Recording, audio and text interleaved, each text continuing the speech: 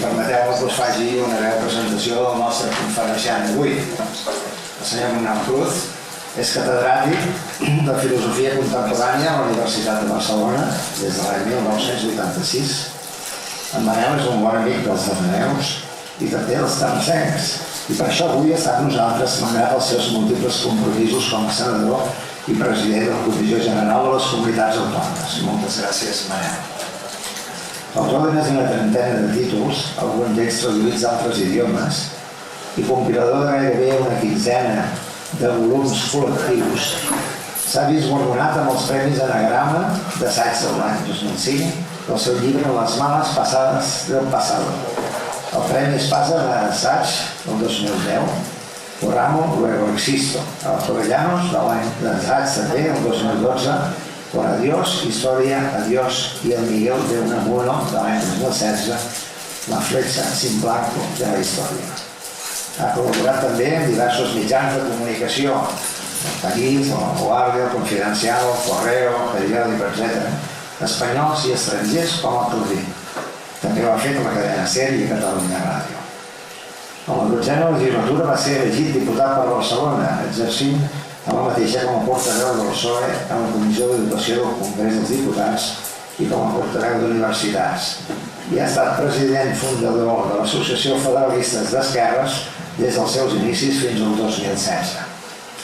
Actualment és senador per Barcelona en la 13a legislatura, on va ser elegit com a president de la Cambra Alta i finalment ha recopilat la seva experiència política en el llibre Transeúnte de la Política, de l'any 2020, i Democràcia, l'última utopia de l'editorial Espasa de l'any passat, el 2021.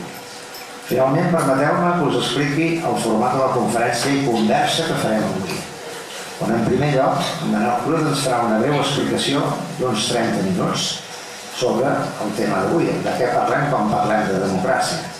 I a continuació, ell i jo mateix iniciarem una breu conversa, també d'uns 30 minuts, més o menys, i per acabar, tothom que ho desitgi podrà fer-li preguntes o demanar aclariments. Per tant, benvingut i te'l parlo al senyor Manel Cruz. Molt bé. Bueno, moltes gràcies, Jordi, i gràcies a l'Ateneu per convidar-me.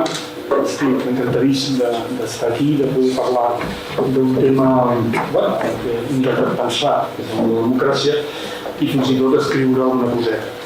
Bueno, com jo una cosa que he escrit està en castellà, em resulta més fàcil tot el que tingui a veure amb aquest tema fer-ho en castellà també. Però, evidentment, dono per suposat que vostès, quan parlin, preguntin, etc., evidentment cadascú ho fa a la llengua que vulgui. Jo crec que sempre és millor, que el més important és que l'explicació sigui el més coherent i clara possible, i si és més clar i més coherent en castellà crec que és preferible. Ha de primar la entre cometes, qualitat de l'exposició sobre la llengua. Dit això, títol de la intervenció, de què parlem quan parlem de la democràcia? O, dit d'una altra manera, democracia en peligro. Este es un tipo de afirmación que escuchamos con mucha frecuencia. Democracia en peligro, democracia amenazada, etc. De alguna manera, digamos que fue esta pregunta, ¿en qué sentido está amenazada la democracia? ¿Y por quién está amenazada la democracia? La pregunta que está en el origen del libro al que Jordi ha hecho referencia, que se titula Democracia, la última utopía. Hay que aprovechar siempre la posibilidad de introducir unos comerciales, nunca está de más. Es una reflexión sobre esto, sobre de qué hablamos cuando hablamos de la crisis de la democracia. Durante la década pasada, esto era casi un tópico. La democracia está amenazada y se decía que está amenazada porque habían irrumpido en el escenario una serie de figuras. Siempre mencionábamos a las mismas, Trump, Bolsonaro, Salvini, las decíamos casi de tirón, ¿no? Y a mí lo que me llamaba la atención era que hablábamos de esta irrupción en el escenario público, de estas figuras pues como si fueran paracaidistas que habían caído del cielo y que de golpe y porrazo venían a amenazar a la democracia. Y a mí esta interpretación no me convencía mucho.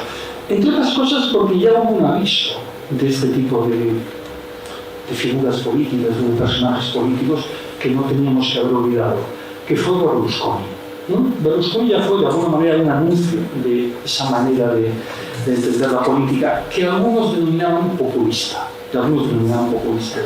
El término populismo es un término que yo voy a intentar no utilizar, no por nada, sino porque creo que no es muy operativo. No es muy operativo. Porque si hablamos de populismo, a continuación hablamos de populismo de izquierdas y de derechas, y luego hay quien dice que los grandes partidos también incurren en actitudes populistas. Al final resulta que utilizamos el término tanto que no sabemos lo que significa.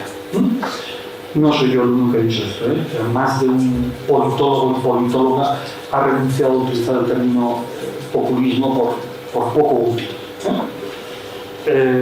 Como decía, Hegel, cuando un concepto vale para explicarlo todo, quiere decir que no explica nada. Por tanto, los conceptos sirven si nos permiten diferenciar, no si todos lo compramos de la misma manera. Bien, entonces la cuestión era, ¿qué queríamos decir cuando decimos que la democracia está amenazada? O si quiero lo planteo de otra manera, ¿qué de la democracia estaba amenazado por este tipo de personajes? Porque claro, si se fijan, si nosotros entendiéramos la democracia simplemente como el derecho al voto, es decir, con la existencia de una sociedad en la que cada X tiempo se convocan elecciones generales, pues la democracia no estaba amenazada. Trump no quería cambiar el sistema de elección de los presidentes en Estados Unidos. Bolsonaro no pretendía que se dejase de votar. Salvini no pretendía que se dejase de votar, etcétera, etcétera. Es decir, si la democracia fuera solamente eso, derecho al voto y elecciones, estos personajes no impugnaban la democracia así entendida. ¿Qué es lo que ocurre? Ocurre que al plantear las cosas de esta manera nos olvidábamos algo muy importante, y es que la democracia ni muchísimo menos se puede reducir o resumir al derecho al voto. Más bien al contrario. La democracia tiene que ser pensada en términos complejos.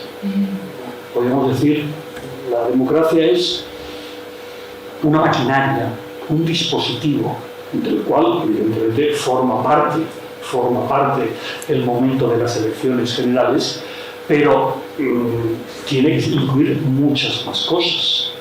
Si no incluyera muchas más cosas y la democracia fuera simplemente votar, pues aquellos regímenes autoritarios o incluso dictatoriales que de vez en cuando convocan elecciones serían democracias. Es más, esos regímenes autoritarios, incluso dictatoriales, también suelen autodenominarse democracias. Los países socialistas se autodenominaban democracias populares, por ejemplo, e incluso este país, durante el franquismo, se autodenominaba democracia orgánica. Y el argumento era, bueno, nosotros hacemos elecciones restringidas al tercio familiar, ¿se acuerdan? Procuradores al tercio familiar, e incluso de iguas apenas podemos convocar un referéndum.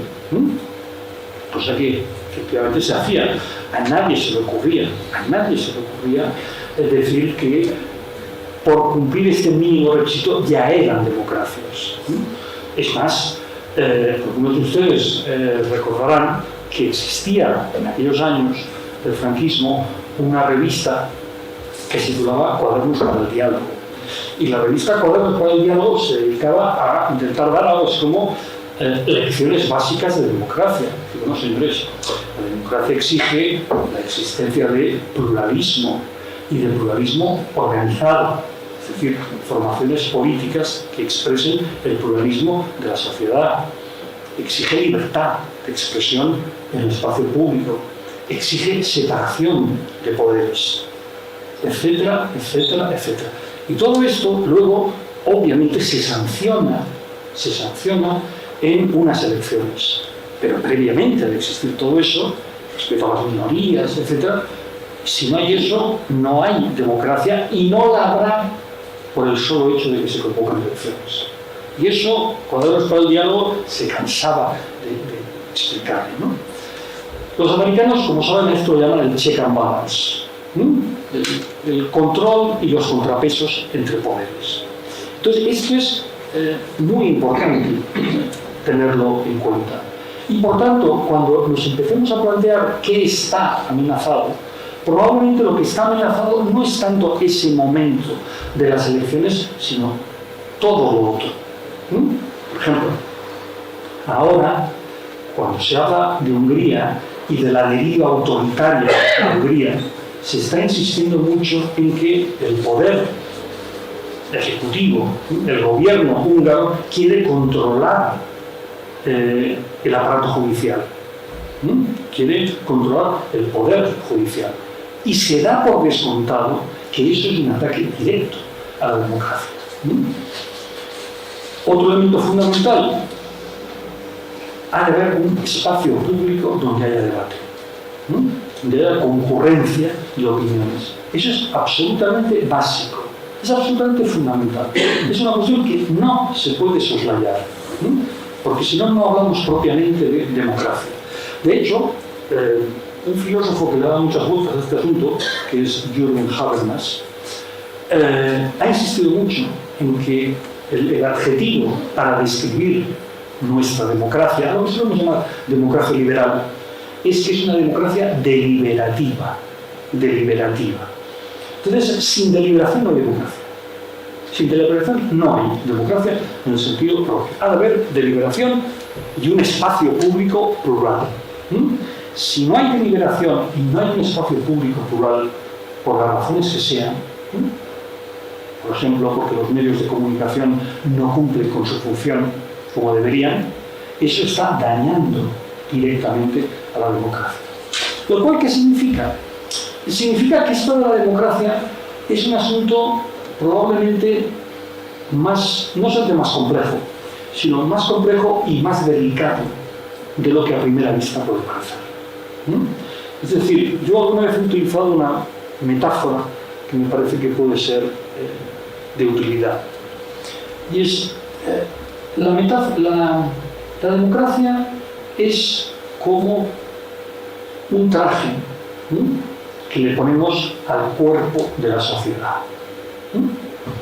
Lo revestimos y utilizamos ese traje para que la sociedad funcione mejor. Por ejemplo, para que tenga instrumentos para reducir o solucionar sus conflictos. ¿Qué es lo que ocurre? Ocurre que la sociedad es un cuerpo vivo, un cuerpo en transformación. Y de alguna manera el traje se tiene que ir adaptando a las transformaciones de ese cuerpo. Eso es muy importante. Y es muy importante en un doble sentido. Primero, en el sentido de que la democracia no está conquistada de una vez por todas. Uno puede decir, estos son los rudimentos básicos de la democracia. Pero luego esa democracia se ha de adaptar a los cambios de la sociedad. Nosotros, hoy, la democracia nos permite ir produciendo leyes a medida que la sociedad va teniendo nuevas reclamaciones. Pero hay sociedades perfectamente democráticas que hoy nos preocuparía ver qué leyes tenían. Y eran democráticas. Ahora me viene a la cabeza los textos de un filósofo francés, Foucault, cuando él evoca la situación de los homosexuales en Francia en los años 60. Digo Francia, no de España, claro, se puede contar, porque aquí, en fin, estaba la ley de vagos y maleantes. No, en Francia. Bueno, en Francia, evidentemente, los homosexuales estaban en una situación no solamente de marginación, sino de vulnerabilidad legal, prohibidos y perseguidos. Pero nosotros decíamos que Francia era una sociedad democrática. Nosotros en los años 60 la considerábamos democrática.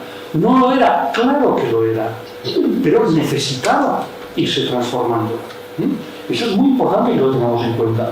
¿Por qué digo que es importante que lo tengamos en cuenta? Porque si se da por descontado que la democracia es algo que está conseguido de una vez por todas, cuando se plantea el menor problema decimos, uy, esto no es democracia. Esto no puede ser democrático. No, la democracia, obviamente, casi diría yo que por definición, solo puede ser imperfecta. Va intentando perfeccionarse sobre la marcha. Las leyes que nosotros vamos produciendo son leyes que mejoran la democracia, lo cual no significa que antes de su existencia no hubiera democracia. Sería completamente ridículo. Y eso es muy importante señalarlo. Y segundo punto, yo os decía que es un traje, ¿no? Entonces, bueno, ahora ya no se hace tanto, pero hace unos años, yo esto lo recuerdo, y alguno de los presentes lo recordará. Bueno, pues los padres y las madres, cuando los niños crecían, pues bueno, les habían guardado en el pantalón, en el dobladillo, para poder estirárselo cuando creciera. Y cuando un abrigo llevaba mucho tiempo, pues le daban la vuelta. Y se ponía y la ropa se iba adaptando conforme el cuerpo de ese niño, niña, adolescente iba variando. ¿De acuerdo? Nosotros intentamos. La política democrática, ¿en qué consiste? Entre otras cosas, en ir adaptando el traje a los cambios del cuerpo. Bueno, hay una cosa que hemos de tener en cuenta, y es el sastre no siempre acepta. El sastre se puede equivocar, evidentemente. Esto es muy importante cuando hablamos de el sastre se puede equivocar. Puede hacer el pantalón demasiado largo, o puede ser que no calculara que el niño o la niña iba a crecer tanto y no tiene suficiente tela para estirar. Nos podemos equivocar. Eso es muy importante. Es decir, no podemos dar por descontado, y para eso necesitamos el debate público, que todos los cambios que introduzcamos van a ser buenos. Puede ser que nos planteemos que hace falta un cambio y a lo mejor no esté claro el cambio.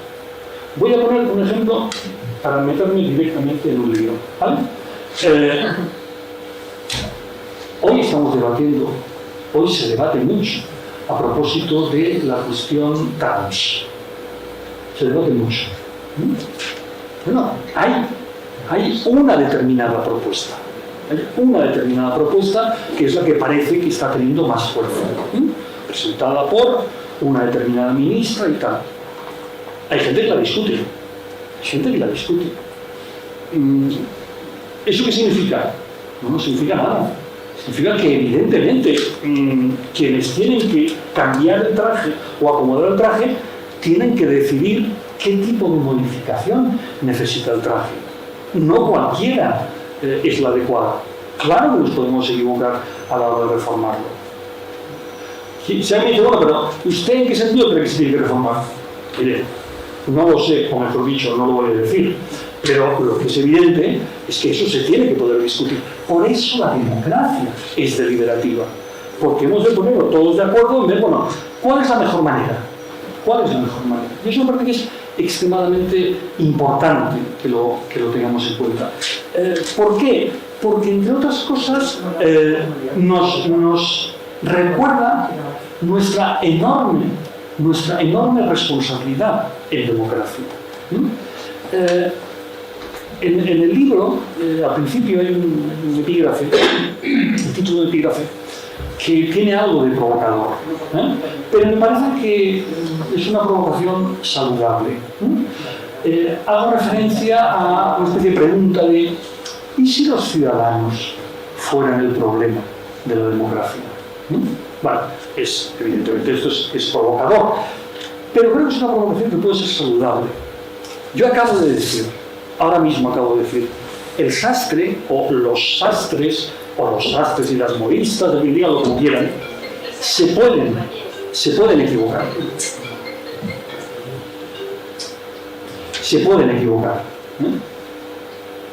También se pueden equivocar los ciudadanos. también se pueden equivocar los ciudadanos. Y eso es importante que lo tengamos presente. A mí me parece que una de las cosas más negativas que se puede hacer desde un punto de vista de política democrática es, déjenme que lo diga de una forma muy torpe, muy grosera intelectualmente, es hacerle la pelota a los ciudadanos. Los ciudadanos siempre tienen la razón. No, los ciudadanos no tienen siempre la razón. No la tienen los políticos, tampoco la tienen los ciudadanos. Solo faltaría. Una cosa es que tengamos que respetar la voluntad de los ciudadanos. Una cosa es que no hayamos sido capaces de inventar un procedimiento mejor que aceptar la decisión de los ciudadanos. Pero eso no quiere decir que acierten siempre. Es imposible que acierten siempre. Porque que aciertan siempre quiere decir que acertaban cuando votaban a Obama y acertaban cuando votaban a Trump. Parece un poco incoherente, ¿no? Los ciudadanos acertaban tanto cuando votaban a Aznar, como cuando votaban a Zapatero, como cuando votaban a Rajoy, como cuando votaban a Pedro Sánchez. En todas las ocasiones votaban. Bueno, a los que les parece razonable, más razonable, votar, vamos por caso, a Aznar y a Rajoy, no les parecía que estuviesen acertando los ciudadanos cuando votaban a Zapatero o Pedro Sánchez, y a la inversa. Pero vamos a dar un paso más. Y vamos a ponerlos casi demagógicos o directamente demagógicos. ¿Alguien se debería decir que los ciudadanos alemanes acertaban cuando votaban a Hitler? ¿Verdad que no? ¿Verdad que no? Pues ya está. ¿Eso qué significa? ¿Que estamos en contra de la democracia? ¿Que estamos proponiendo sistemas mejores que el voto popular? No. No. Yo no estoy. Este no es un argumento a favor de la tecnocracia o del gobierno de las élites o tal. Que si quieren hablamos de ello porque hay mucho de lo que hablar, ¿no? Lo único que quiero decir es la gran virtud de la democracia no es que nos garantice que acertamos siempre, sino que nos garantiza que podemos rectificar cuando nos equivocamos. Esa es la virtud de la democracia. Y obviamente, para ser conscientes de que nos hemos equivocado, ha de ser posible, pues eso, libertad, diversas formaciones políticas, una oposición que señala los errores del gobierno, un espacio público libre donde se pueden manifestar las opiniones, etcétera, etcétera. Y con esos procedimientos, los ciudadanos puede ser que caigan en la cuenta de que se habían equivocado y bueno, puedan rectificar su error. Esa es la gran virtud de la democracia.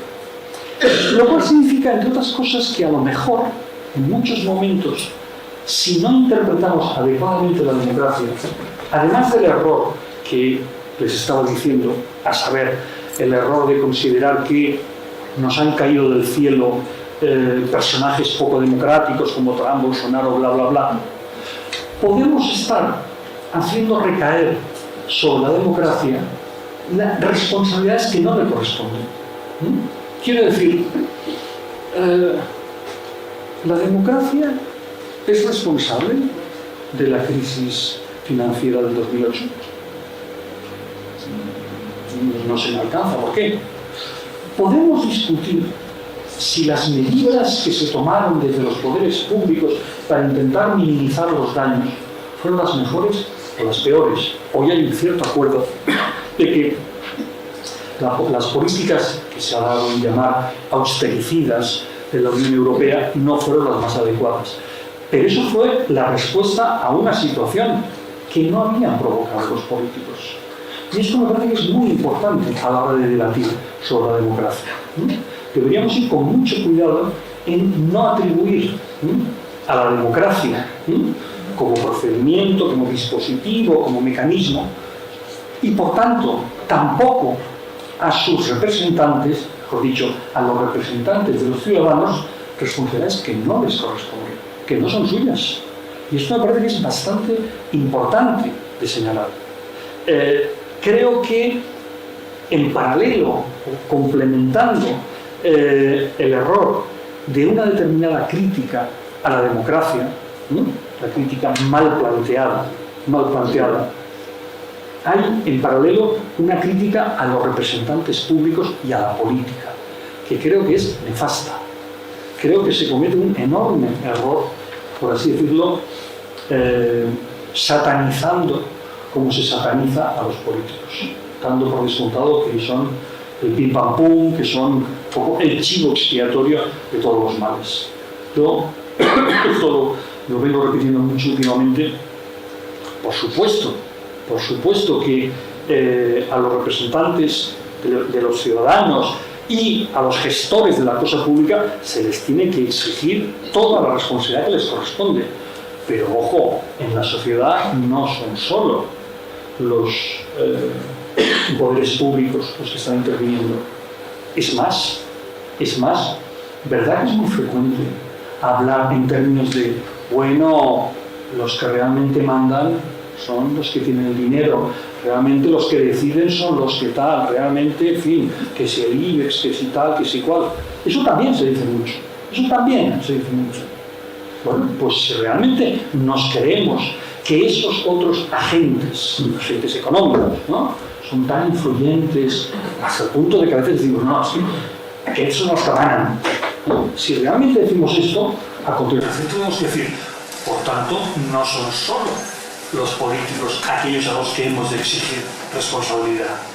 Es una pura consecuencia lógica que me parece que hemos de tener muy en cuenta, ¿no? Creo que la reflexión sobre la democracia tiene que plantearse en este marco, ¿no? En un marco en el que insistamos en que la responsabilidad no es solo exclusiva de lo que llamamos la política, no es solo responsabilidad exclusiva. Acabo de mencionar los poderes económicos, los ciudadanos. El espacio público hoy, ¿qué es fundamentalmente? Es un espacio mediático. Bueno, de ese espacio mediático hay que hablar. Cuando hoy, en nuestros días, un político, una fuerza política dice, hemos de abrir un gran debate en la sociedad sobre este tema. ¿Qué quiere decir eso en concreto? Hemos de organizar unos cuantos debates en la televisión. Eso es lo que quiere decir. Hoy el ágora de los griegos, la plaza pública, no es la plaza de Tarrasa, la plaza de Cataluña, no se discute en las plazas, se discute en los platós. Es donde se discute y donde se conforma en gran medida la opinión pública.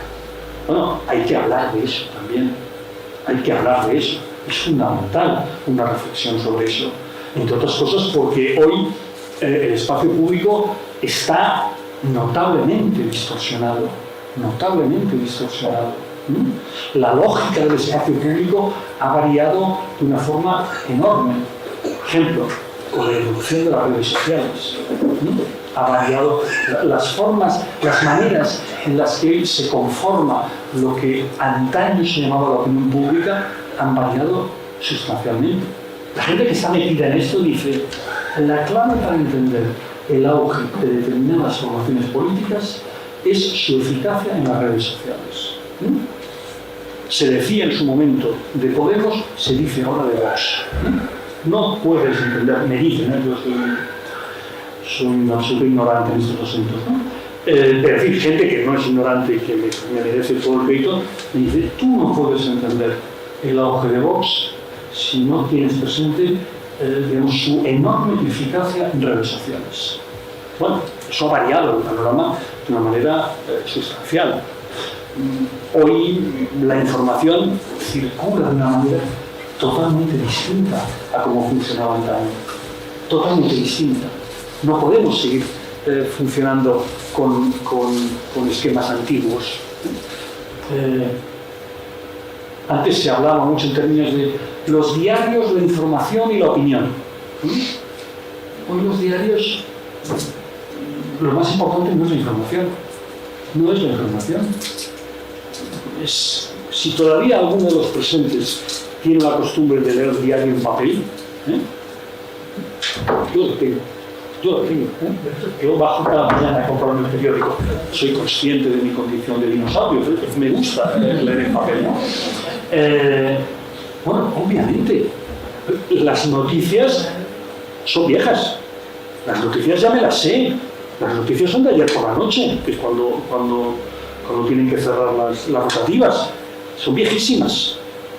Yo ahora en el diario busco otra cosa, busco o análisis o opinión, pero ya no información, ya la sé. No, es más, es que la información, los titulares me están llegando a cada momento por esta vía. Por tanto, eso ha cambiado. Ahora, eso es bueno o es malo, es diferente. Ahora ya se juega mucho sobre la opinión.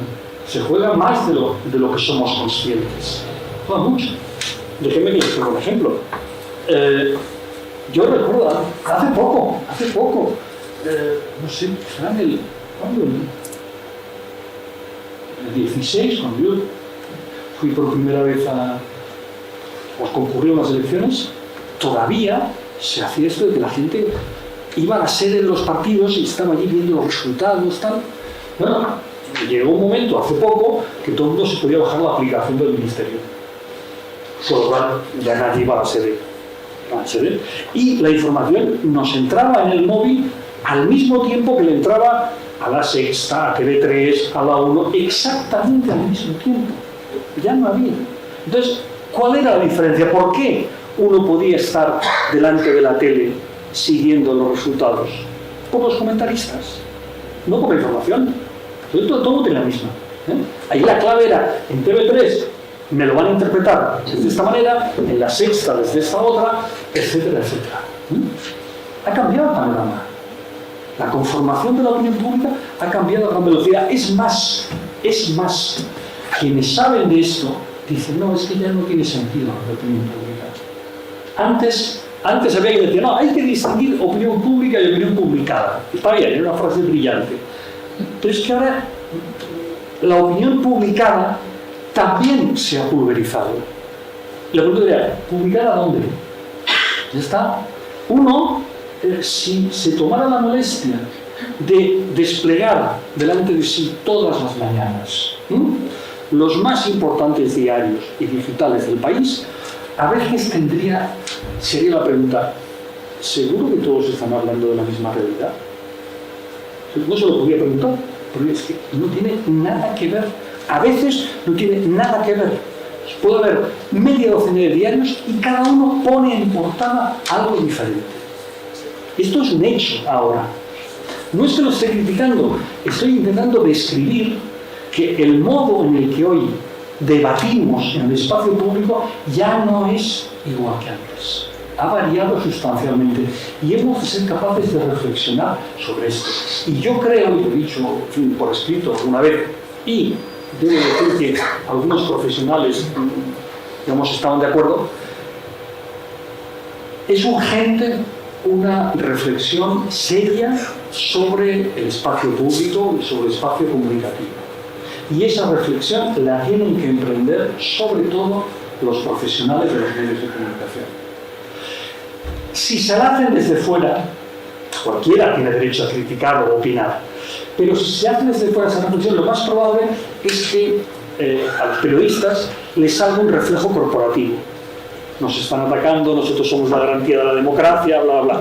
Entonces, no queremos hacer nada. No, esa reflexión la han de hacer ellos. Y ver cuáles son las distorsiones que hoy hay. Las que había en el pasado y las que hay ahora. Ojo, no me vayan a malinterpretar. No vayan a pensar que yo estoy diciendo, en fin, los buenos tiempos perdidos y tal. No. Ni hablar. En este país, o en estos países, vale para Cataluña y vale para España, que de España es clarísimo, pero de Cataluña también. En este país, en España, se sabe que había un acuerdo entre los más importantes grupos de comunicación para proteger con un manto de silencio al anterior jefe de Estado. Eso es un hecho, no es un hecho. Y a veces se filtraba la noticia. Se filtraba noticias como, por ejemplo, un paparazzi italiano tiene unas fotos del rey, pues eso, en fin, en un yate, bla, bla, bla, bla, bla. Y esas fotos se compraban, tal, nunca se publicaban aquí.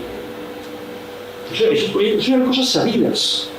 que luego, ex post facto, ahora se han publicado. ¿Por qué no se sabían? Porque objetivamente, había la posibilidad de que los grandes grupos de comunicación interfirieran en la información. Eso hoy es impensable. Para bien y para mal. Para bien y para mal. Hoy, aunque se pudieran poner de acuerdo los grandes grupos de comunicación, un digital lo publica. Entre otras cosas porque los digitales, cuanto más pequeños son, más necesitan, digamos, tener noticias propias para capturar la atención de lectores. Hoy es impensable. Hoy aquello no sucedería. Pero eso tiene su contrapartida. Y las redes sociales también es verdad que han hecho un enorme daño, en el sentido de que también contribuyen a difundir cualquier cosa. Absolutamente cualquier cosa. Dañina desde el punto de vista de la información, dañina desde el punto de vista del prestigio de las personas, dañina desde el punto de vista del prestigio de las instituciones, etc. Es una situación distinta, es una situación en buena medida nueva, es una situación en todo caso delicada. Ahora bien, de lo que se trata es de esto, es decir, bueno, ¿qué es lo que define a la democracia? ¿Qué es lo que nos importa de la democracia? ¿Qué es lo que tenemos que salvaguardar de la democracia? Las cosas que he intentado decir. Esta es la perspectiva fundamental. Y lo que nos tiene que preocupar son todos aquellos ataques, vengan de donde vengan, que de alguna forma impugnan este marco. Y voy a ser claro. En una democracia deliberativa no se puede empezar decidiendo. Es una contradicción. Se decide al final, no al principio. Nada más, digamos, antideliberativo que decir, tened presa, hay que votar ya. Votemos primero y después ya hablaremos. No, la democracia es exactamente lo contrario. Es exactamente lo contrario. Podemos poner muchos ejemplos de actitudes poco democráticas. Por eso digo, tendrás que perdonar, pero tengo que enseñar la tarjeta amarilla. Vale, perfecto. Todavía. Por eso he dicho, venga de donde venga. Podemos poner muchos ejemplos. Puedo meterme, si ustedes quieren, en muy diversos charcos. Pero que sepan que hay diversos charcos. Quiere decir, que la democracia puede dañarse, perjudicarse o simplemente debilitarse en nombre de muchas cosas.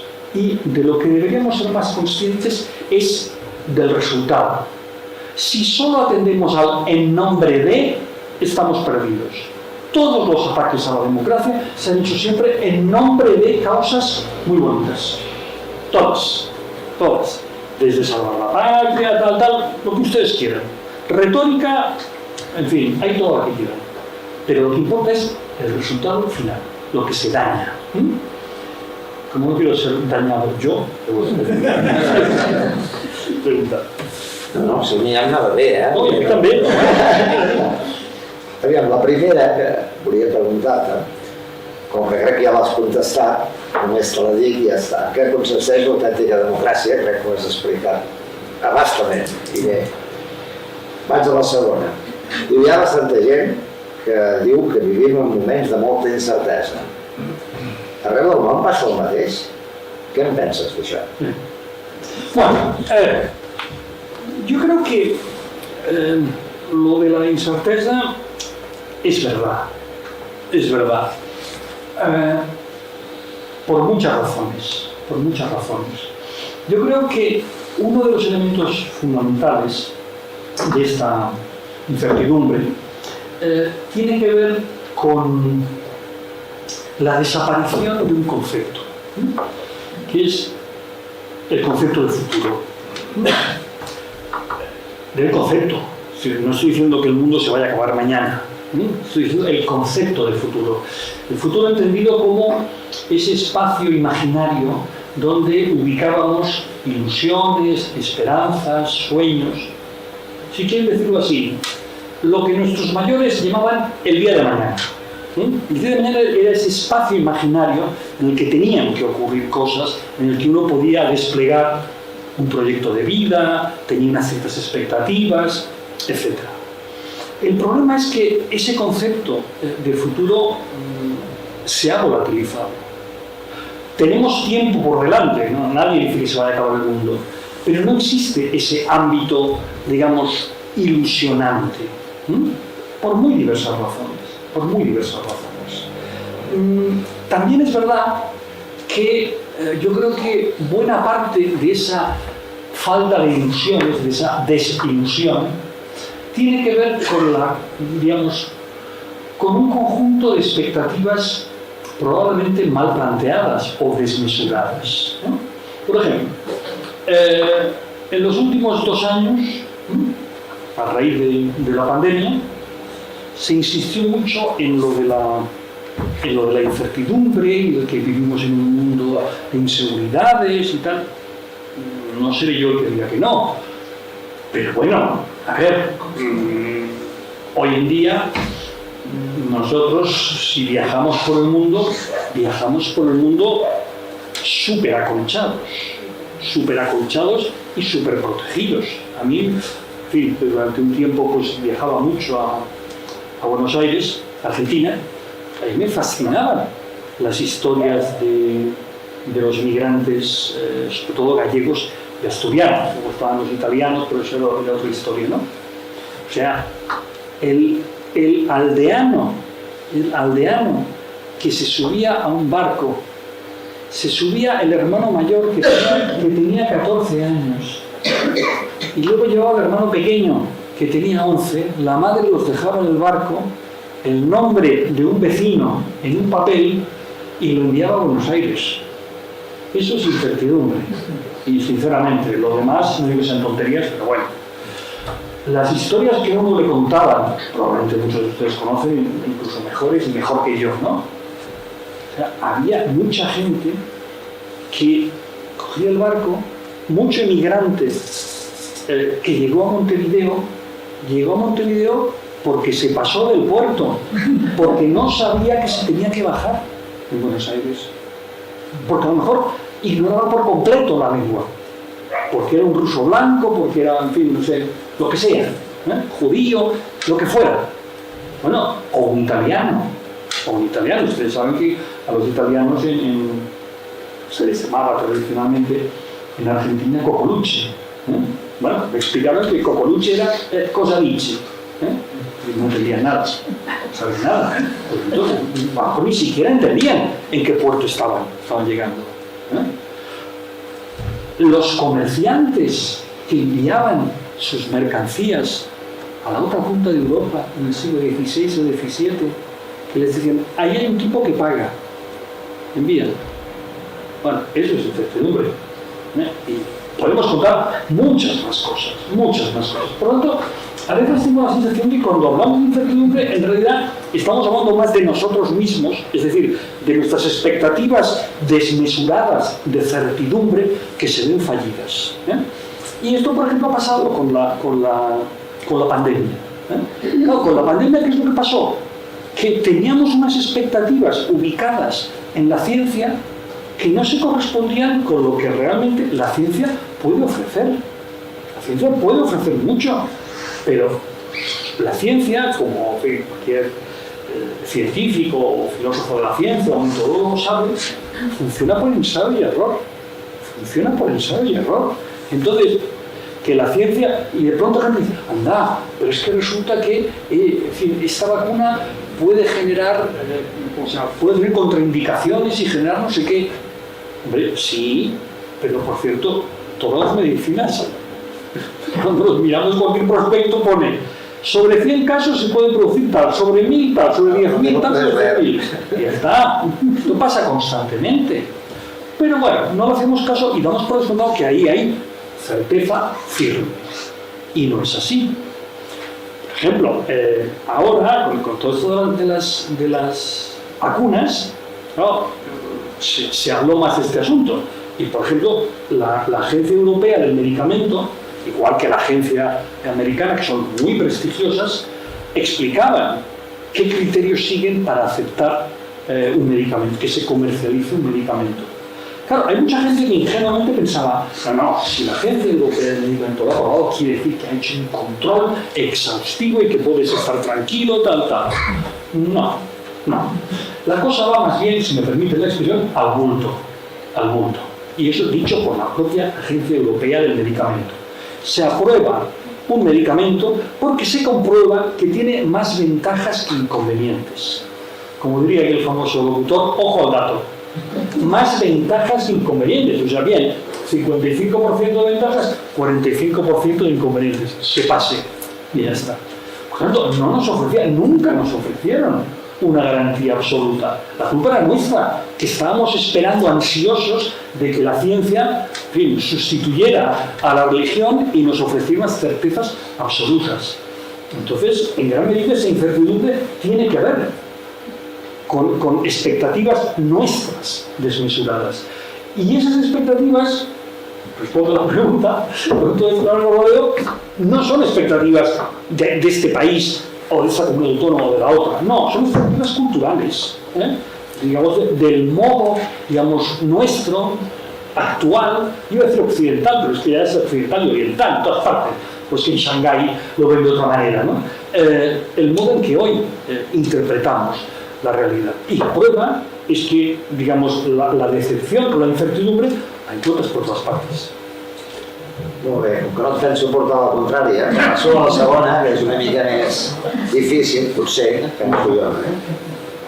Els problemes que tenim, siguin econòmics, socials, culturals, manca de benestar o d'expectatives, són per incompetència dels nostres gestors, funcionaris, polítics, etc., o perquè tenen por d'enfrontar-se a la realitat. Què hem de fer? Que ho entenderà. Bueno, a ver, yo he dicho que no, en fin, que si cal meterse en un charco, pues no se mete y nada. Yo creo que hay diversos elementos aquí. Ya he anunciado que estoy absolutamente en contra de convertir a los políticos en un chivo expiatorio. ¿Por qué? ¿Por simpatía hacia los políticos? No. Porque me molesta mucho que sectores no políticos con graves responsabilidades que cometen auténticos desmanes se vayan de rositas y solo se hable de los políticos. Eso, sinceramente, me molesta mucho. Déjenme que ponga un ejemplo. En los últimos tiempos hemos sabido que en diversos lugares, pero en concreto, hemos sabido sobre todo, que en la Comunidad de Madrid hubo intermediarios que se enriquecieron de forma absolutamente obscena y desvergonzada a cuenta del tráfico de mascarillas, especulando con las mascarillas. Eso lo hicieron en un momento en el que las urgencias reales, sanitarias, sociales, de material sanitario eran tan grandes que los poderes públicos decidieron de alguna manera aligerar los controles para que la burocracia no pudiera perjudicar a la salud de los ciudadanos. En el momento en el que los poderes públicos tuvieron menos presencia, esos ciudadanos privados que seguro que en sus tertulias y cuando están tomando copas en bares de Madrid despotrican de los políticos y de los incompetentes políticos, se dedicaron a eso, a intentar a enriquecerse completamente a cuenta del dinero público. O sea que, bueno, en fin, que bien, que critiquemos a los políticos todo lo que se merezcan, pero que no sirva para dejar a salvo a otros. Eso sí que se lo pido porque, en fin, hay, entre otras cosas, porque hay una cosa que es verdad, y es, si alguien, yo ya sé que hay mucha gente que piensa que esto de la política es jauja, y a mí mismo, hubo gente que me dijo, cuando supieron que me iba a presentar a diputado y tal, bueno, ahora ya, el dinero y tal, pero tú, ¿en qué mundo te crees que estás? ¿En qué mundo te crees que estás? ¿Pero qué crees que pasa con la política? ¿Qué pasa con la política? Yo no puedo hacer un desplazamiento de Barcelona a otro lugar que no sea Madrid si no justifico cuál es la actividad, y la actividad tiene que ver con mi trabajo como diputado, como senador. No puedo, pero no, yo pague su austeridad, pero ni se le ocurra, ni se le ocurra. Yo no puedo pasar la factura, no sé, si he ido a dar una conferencia a tal sitio que no tiene que ver con mi actividad política, yo no puedo pasar la factura aunque sea de un hostal o de una pensión, de ninguna de las maneras. El dinero público está muy controlado. Otra cosa es que puede haber habido, eso sí, en espacios como en los ayuntamientos, que ahí en un momento determinado, claro está que con la recalificación y tal, han pasado muchas cosas turbias. Eso ha salpicado, pues claro, en fin, a todo tipo de formaciones. Pero que los representantes públicos, entre comillas, normales, llevan una actividad absolutamente controlada, me parece de toda evidencia. Segunda cuestión, y déjenme que lo diga porque sé que esto es algo que cuesta de decir o que parece que es muy impopular. Los representantes públicos en este país están muy mal pagados. Están muy mal pagados. Hagan ustedes la comparativa con los representantes públicos de cualquier país que les parezca bien, cualquier país europeo, y vean cuáles son las diferencias. Yo lo he visto eso cuando estaba en el Congreso de Diputados. La mayor parte de mis compañeros, que no eran ni cirujanos, ni médicos y tal, algunos eran inspectores de enseñanza media, en fin, profesores de instituto, tal, me decían, yo ganaba más fuera que dentro. Ganaba más fuera que dentro. Hombre, no me parece razonable. Ahora, ¿cuál es el problema? ¿Cuál es el problema? Que en el ambiente está lo otro. En el ambiente está, uno, que aquello es jauja, descontrol absoluto, que todos son privilegios, que todo está muy bien pagado, e incluso que lo pegan el sello, etc. Este deterioro de la política, de la imagen de la política, es muy malo, es muy negativo. ¿Hay incompetentes? Sí, claro. ¿Por qué hay incompetentes? Eso es un motivo de reflexión bien interesante. Yo creo que nuestra sociedad debería emprender también una reflexión en profundidad sobre los mecanismos de selección de sus élites políticas. Es una reflexión bien interesante que habría que emprender. Se lo voy a decir de otra manera. Hace unos años, no recuerdo, un sociólogo español, creo, muy prestigioso, creo que era Víctor Pérez Díaz, o una figura de la sociología española, escribió un artículo titulado Lo peor de cada casa.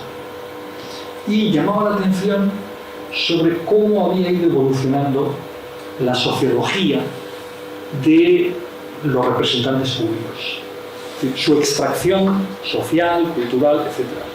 Y llamaba la atención sobre el hecho de que al principio de la democracia, en los diferentes partidos, además de los militantes, etcétera, había figuras de la sociedad civil que aportaban, como se dice, valor añadido, intelectuales prestigiosos, economistas, grandes empresarios, en los diferentes partidos, y eso estaba desapareciendo o ya había prácticamente desaparecido.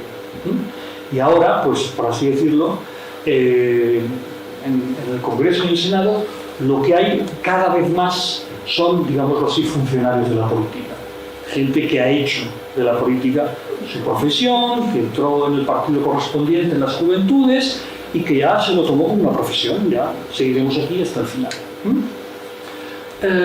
¿Por qué figuras, personas, digamos, de la sociedad civil que podrían aportar algo y tal, se resisten?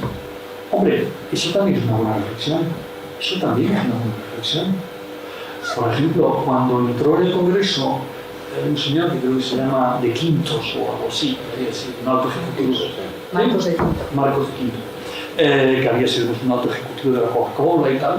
Bueno, rápidamente, todo el mundo supo que ese señor tenía muchísimo dinero. Supo exactamente la cantidad de dinero que tenía. Y a partir de ahí, los medios no afines empezaron a meterse personalmente con él porque era un ricachón. Bueno, yo puedo entender perfectamente que haya gente que diga, no tengo ninguna ganas de pasar por eso.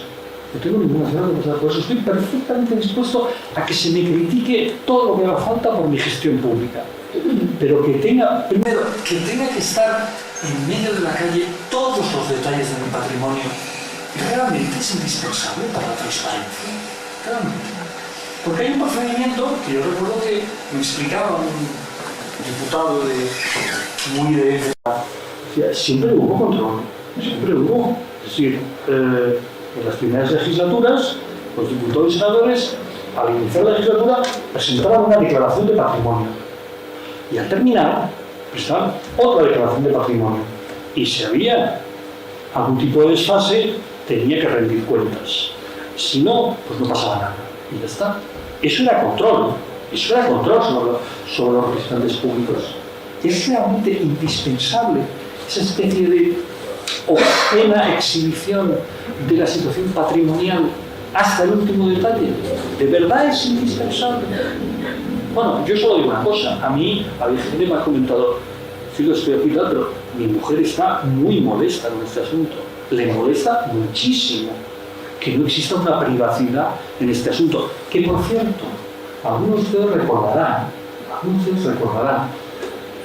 cuando en los primeros compases de la democracia, creo que fue un gobierno de Adolfo Suárez, planteó la posibilidad de hacer públicas las declaraciones de la renta. Y se cortó enseguida con un argumento, bueno, que parecía atendible. Y era, hombre, eso es darle datos, información a ETA muy peligrosa. Porque entonces ETA puede secuestrar. Bien. Vamos a hacer como que nos lo creemos. Y ahora que no está ETA, ¿por qué no se plantea? ¿Por qué no se plantea? Yo, en fin, que en horario de oficina no soy muy conspiranoico, pero fuera de la oficina sí lo soy un poco, pienso, y no puede ser que sean precisamente esos grandes poderes económicos los que presionan para que no se haga público su patrimonio. No podría ser. Y por cierto, ¿por qué hay una aparente reclamación ciudadana para saber hasta el último detalle de la situación patrimonial de un político y no la hay para conocer la situación patrimonial del presidente de una gran entidad bancaria? ¿Por qué no hay una reclamación ciudadana? Nos lo podemos preguntar, ¿verdad? Entonces, creo que hay un elemento, claro está, de incompetencia, hay un elemento de miedo a las consecuencias. Sí, claro. Creo que era Juncker el que dijo aquello de sabemos lo que tenemos que hacer. Lo que no sabemos es lo que tenemos que hacer para, haciendo lo que debemos hacer, luego ganar las siguientes elecciones. ¿No? Es obvio que eso, digamos, incluye digamos que la expectativa electoral implica unas servidumbres. Es posible. Pero para que esto no parezca un argumento antidemocrático, porque yo recuerdo que cuando era pequeño era un argumento de los franquistas. Decían, es mejor que no haya elecciones. Porque cuando hay elecciones, los gobernantes lo hacen todo pensando en las siguientes elecciones y tal, y no tienen en cuenta las perspectivas, es un argumento, digamos, típicamente reaccionario. Bueno, eso tiene un contraargumento. Los ciudadanos también valoran a aquellos políticos capaces de tener proyectos a largo plazo. También lo valoran. Lo que pasa es que en muchas ocasiones muchos políticos tienen, algunos filósofos les gusta mucho hablar de esta cosa del dilema del prisionero. Una cosa de esa situación imaginaria en la que hay dos prisioneros, entonces viene el policía y dice, tienes que cantar. No, yo no digo nada. Tu compañero ya ha hablado. O hablas tú, o si no te va a pasar no sé qué. ¿No? Que sale siempre en las películas. ¿No? Le llaman el dilema del prisionero. Bueno, pues a veces los políticos pueden estar inmersos en el dilema del prisionero y decir, a ver, si yo soy capaz de transmitir a la opinión pública la imagen de que soy alguien que pienso en el futuro de este país a largo plazo, que no estoy pendiente solo de las próximas elecciones, pues eso es posible que a la gente le guste y me vote. Pero ¿y si resulta que el de al lado necesita algo para mañana mismo y se lleva el reto al agua? ¿Qué hago? Entonces es obvio que muchos dicen, ¿sabes qué? Vamos a jugar todos a lo mismo, no quiero hacer el canelo, y que me pase yo de bueno, tal. Entonces, se puede incurrir en eso. Es una de las posibles perversiones. Yo creo, dicho sea de paso, que hay bastantes ejemplos de que, o sea, ese tópico de que solo funciona el corto plazo, solo funciona la imagen, solo funciona la cara bonita del líder o la lideresa, etc. Ha habido muchos contraejemplos de diferentes signos, de políticos y políticas que han arrastrado, que han convencido a la gente, pues no porque fueran solo una cara bonita o porque prometieran poner el pan barato mañana, sino porque se han presentado como políticos responsables, como gentes con ideas, etc. A lo mejor lo que hay es un cierto miedo a correr esa vida. Bueno, terminemos esto, no? Passa. Bé, per complir amb el programa que ens hem promès, farem una última pregunta i donarem pas a les preguntes del públic. Soc dels que defensa la democràcia representativa tort i a dret, encara que hi ha diversos tipus de democràcia, com has explicat abans. La democràcia és l'última utopia? Per què has posat aquest títol al llibre? Partido la televisión. No, porque hay una cosa que yo sí creo, y es, a mí me parece que, digamos, cuando hablamos de la democracia como un conjunto de procedimientos, estamos diciendo la verdad, pero solo una parte de la verdad.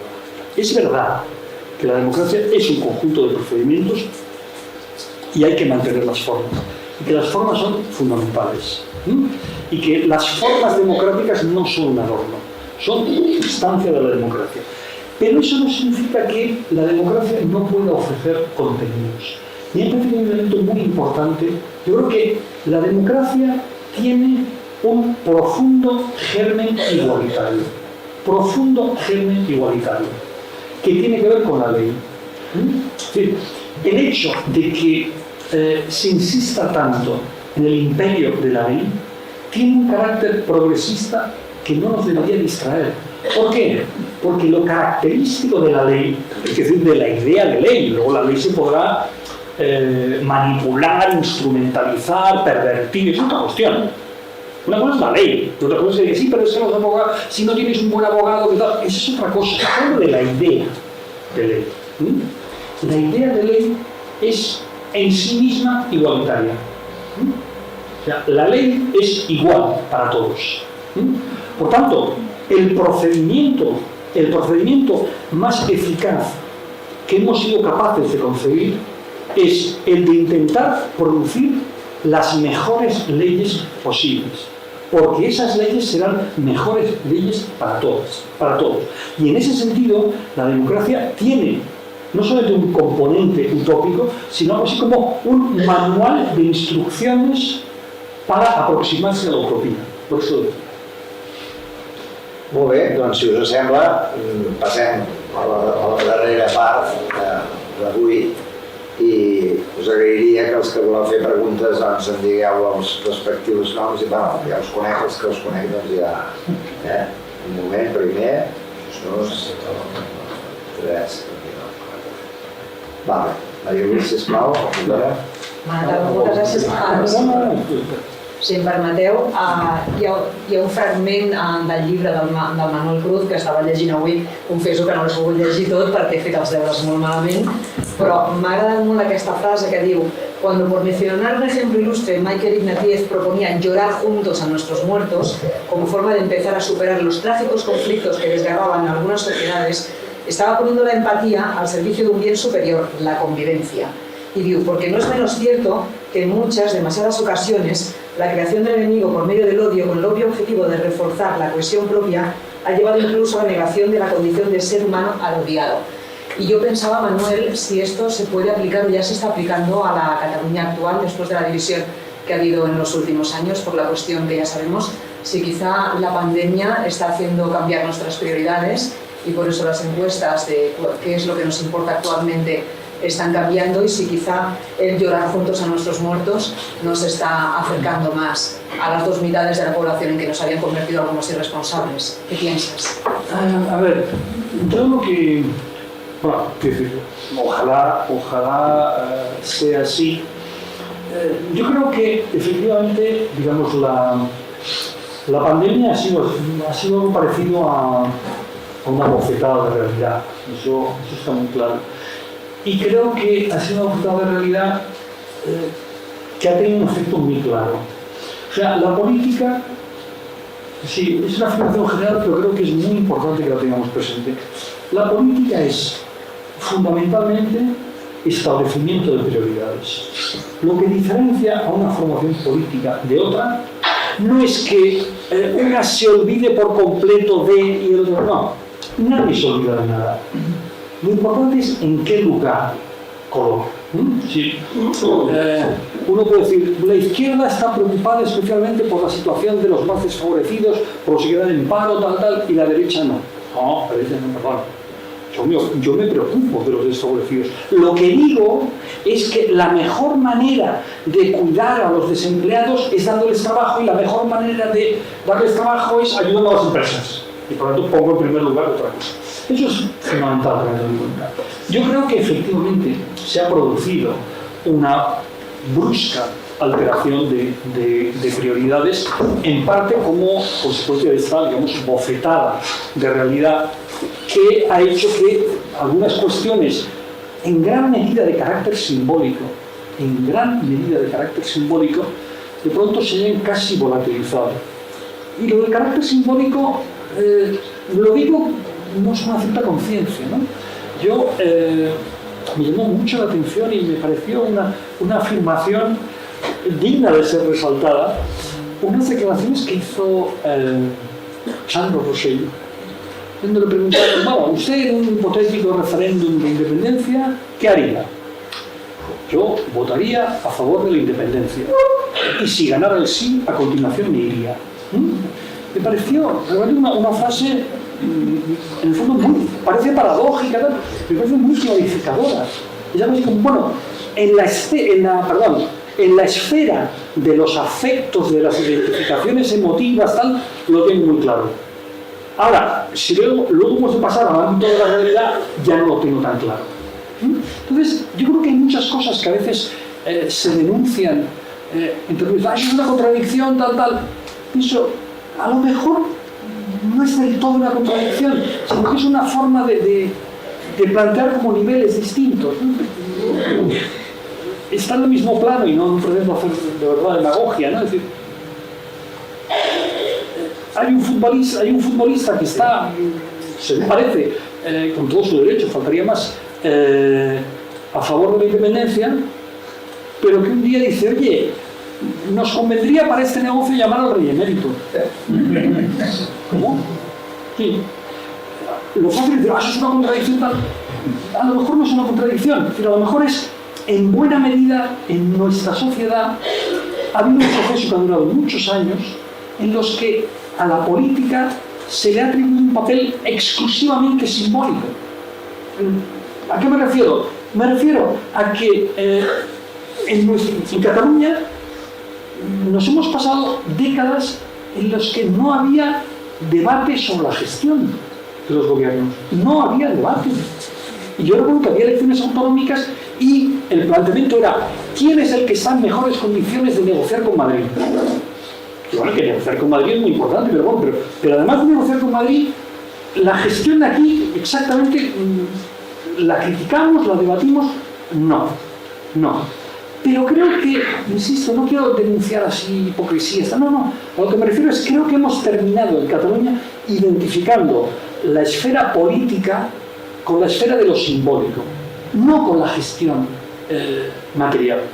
Y en gran parte eso explica, creo, no ya una estabilidad, sino incluso una rigidez en el voto, porque tiene que ver con una adhesión emotiva, y ya está, y la adhesión no cambia. Yo estoy a favor de eso, en ese plano, y ya está. Y luego del otro ya hablaré, ¿no? ¿Eso qué significa? Que hay posibilidad de esa empatía. Bueno, yo más que la empatía, confío, no quiero hacer una broma, confío en la desempatía. pero no por el desempatar, no, sino la desempatía en el sentido de que creo que nuestra sociedad, en parte, sobre catalán me refiero, en parte por lo que he dicho, está demasiado cargada de emotividad, sobre todo en la esfera política. Y, en fin, este coreano tan de moda, Byung-Chul Han, en su último libro, Infocracia, lo comenta. El corazón no es una herramienta política. No es una herramienta política. Las emociones son súper respetables, y no las estoy criticando. Yo soy muy respetuoso con todas las emociones, con todas. Es decir, me parece muy bien que alguien se emocione con su lengua, pero que luego que no se burle del que se emociona con la suya. Es decir, aquí, como decía, parafraseando la canción, o nos emocionamos todos o nos emociona ni Dios. Y si las banderas son trapos, son todas. Lo que no puede ser es que las banderas de los demás son trapos y la mía es sagrada. Eso no. O todos trapos o ninguno. Entonces yo creo que hay que avanzar más en el bueno, es necesario avanzar en el camino precisamente más que de la racionalidad, de la argumentación. Si luego es posible en algún punto empatizar, bienvenido sea, porque eso solidificará. El ejemplo de Ignatieff es fantástico, porque ha encontrado un punto en el que las empatías se pueden articular. O sea, uno puede entender el dolor por la muerte de un ser querido de otro. Pero en términos políticos, cuando en la esfera pública cada cual viene con la bandera de sus emociones, realmente hay poco que hablar. Hay poco que hablar, porque lo único que puedo decir, vale, yo respeto tus emociones, tú respetas las mías, pero ¿qué significaría la expresión llegar a un acuerdo en materia de emociones? No sé qué puede decir. ¿Entiendes? Entonces, insisto, sí, pero. La respuesta es sí, però. Bé, sisplau. Imagino per al·lusions directes. Ja, poca ja. Soc sastre i una manera de treballar que ja està en desús, quasi deia. La meva pregunta fa referència al que vostè ha parlat sobre el futur, que o es veu més negre o sembla que és més negre. En realitat, hem sentit molt la frase últimament de que els nostres fills viuen més malament que els seus pares. Però clar, abans es venia d'una misèria absoluta i no costava gaire de prosperar. A mi el que em preocupa és que sapiguem que depenem dels productes fòssils que no hi hauríem de dependre, de que estem contaminant el món més del que toca i que sembla que això ha anat calant. No serà això que ens està posant negre el futur, com si no n'hi hagués d'haver-n'hi? Bueno, yo creo que hay más de un asunto que contribuye a ver el futuro oscuro. Pero a mí me parece que uno de los elementos... A ver, ha mencionado los padres, los hijos y tal. A Iñaki Gabilondo le gusta mucho repetir una frase que creo que tiene su gracia, ¿no? Dice, la percepción de la realidad forma parte de la realidad. Cuando la gente dice, es que esta percepción no es justa, la gente cree tal, pero no es verdad.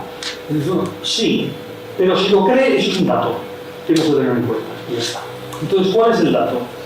El dato es que hay amplios sectores de la población, especialmente sectores juveniles, que han interiorizado la idea de que van a vivir peor que los padres. Es una afirmación muy compleja, porque es muy difícil de hablar. ¿En qué sentido? Es decir, la frase, el eslogan, ¿no?, de los estudiantes parisinos en la primera década de este siglo, los estudiantes portugueses, queremos vivir como nuestros padres. Claro, yo cuando leía la frase pensaba, bueno, ¿queréis vivir como vuestros padres cuando vuestros padres tenían vuestra edad? Seguro que no, seguro que no. ¿Queréis vivir los padres? Después, ¿eh? Y es verdad. y es verdad. Por comentar una experiencia que esos azares de la vida ahora me toca vivir. Nacen pocos niños, muchos menos niños que antes, de acuerdo.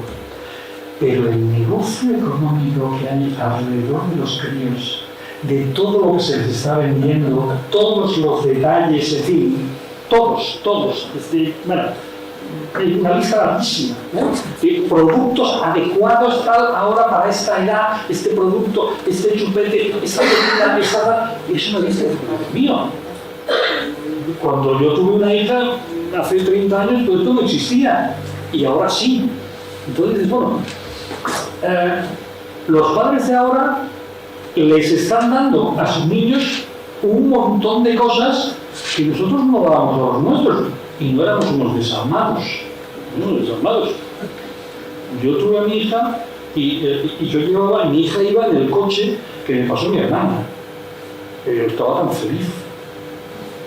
Impensable, ¿eh? Hoy, un coche de última generación que tiene hasta airbag, o sea, un chiste, pero bueno, una cosa en fin, exagerada. Es decir, que yo recuerdo una compañera mía, cuyo nombre no voy a decir, que decía, sí, claro, es verdad, se quejan tal, pero es que para irse a vivir con una pareja lo han de tener todo, hasta el monovolumen, el microondas, todo. Entonces, a partir de ahí se pone el reloj en marcha. Antes no. Y es vivir por debajo de eso, al parecer es insoportable. Bueno, claro, choca, ¿no? En fin, que son valoraciones complicadas de establecer. Pero al mismo tiempo, eso no evita el que también constatemos que en algunas cuestiones podemos haber retrocedido. Entonces, el debate que se está planteando es un debate que está abierto y que es el que está enfrentando sobre todo a amplios sectores de la izquierda. Hay una novela que probablemente algunos han leído de una chica, Anaïs Simón, bueno, que se llama Feria la novela, si estoy equivocado. Yo no la he leído, pero en fin, sé de lo que va, me lo han contado. Bueno, que en el fondo es una añoranza de cómo vivían sus padres, en el sentido de, bueno, los padres tenían un trabajo estable para toda la vida, en 12 años o 15 pagaban el piso, se podían plantear una segunda vivienda, y todo eso ha saltado por los años. Bueno, amplios sectores de la izquierda a esto le están denominando neorrancio. Es decir, añorar algo del pasado es ser neorrancio. Yo creo que es un planteamiento equivocado. Es decir, hemos de partir de la base de que la realidad es compleja. Y por tanto, no la puedes definir exclusivamente en términos positivos o negativos. No. Si alguien dice, vivimos peor en tal, sí. Pero, por ejemplo, hoy vivimos más. Vivimos más, nuestras vidas duran más. Vivimos más tiempo. Tú le ves a cualquier persona, ¿qué darías tú por vivir más años? Digo, cualquier cosa. Lo que más nos importa es seguir viviendo. Hoy seguimos viviendo más. Eso es un retroceso, evidentemente, ¿no? Al contrario. Es decir, por tanto, el debate sobre el progreso, sobre si avanzamos o retrocedemos, creo que es un debate que no se puede plantear en términos de seguro que sí o seguro que no. Es decir, la realidad es compleja y según a qué elementos tú atiendas, te sale un saldo o te sale otro. Y creo que estamos en una situación de perplejidad. Hay cosas que sí podemos decir, que sí. Por ejemplo, ¿qué cosas han desaparecido? Las utopías han desaparecido. No la democracia. Pero las grandes utopías del siglo pasado, las utopías que definieron la medida del siglo XX, el famoso corto siglo XX, esas fracasaron. Ahora no hay más expectativa que la del capitalismo. Y si alguien dice, eso es malo, bueno, si usted ha tenido ese factor, sí, lleva usted razón. Ahora, ¿eso significa que absolutamente todo sea malo? Tendremos que analizarlo. Hay quien dice, en este momento en el mundo han descendido los niveles de, no más por caso, pobreza, de hambre, de tal. Si fuera el caso, sería una avance. Si no, pues vamos perdiendo. Es decir, no puedo contestar su pregunta. Parlant de democràcia, a veure, a mi m'ha agradat molt la comparació que ha fet entre el cos i el vestit, però el vestit tocant de pell. Això és poc, I si em permet una mica l'esperit provocador, jo sempre havia escoltat que la democràcia era la sobirania del poble. I em pregunto, el poble en el seu conjunt es pot equivocar? I diria que mai. El que passa, penso, que hi ha uns aparells manipuladors que són els que intervenen perquè aquesta sobirania no es pugui exercir plenament. Bueno, cuando hace referencia a esos instrumentos manipuladores, claro, habría que ver a qué instrumentos manipuladores hacemos referencia. Porque claro, si decimos los mitjans de comunicación, decimos no, Hitler triunfó porque tenía un tal Goebbels que le hacía las campañas, tal. Bueno, y en otros momentos del pasado, cuando, por ejemplo, en zonas rurales, en zonas deprimidas, ganaban las opciones políticas más reaccionarias, como consecuencia, por ejemplo, del poder de la Iglesia, también eran instrumentos manipuladores, o que sí. Es decir,